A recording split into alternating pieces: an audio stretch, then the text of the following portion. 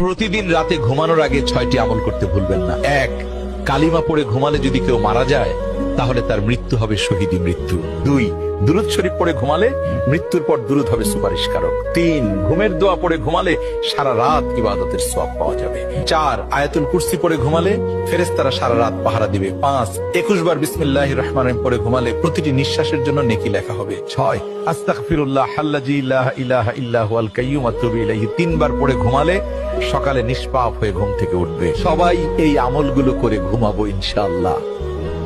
ভিডিওটি ভালো লাগলে বন্ধুদের সাথে শেয়ার করে দিন। প্রতিদিন রাতে ঘুমানোর আগে 6টি আমল করতে ভুলবেন না। 1, কালিমা পড়ে ঘুমালে যদি কেউ মারা যায় তাহলে তার মৃত্যু হবে শহীদী মৃত্যু। 2, দুরূদ শরীফ পড়ে ঘুমালে মৃত্যুর পর দুরূদ হবে সুপারিশকারক। 3, ঘুমের দোয়া পড়ে ঘুমালে সারা রাত ইবাদতের সওয়াব পাওয়া যাবে।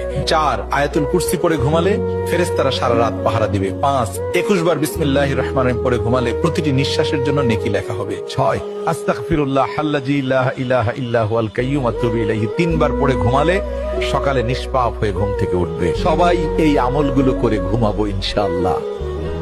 ভিডিওটি ভালো লাগলে বন্ধুদের সাথে শেয়ার করে দিন।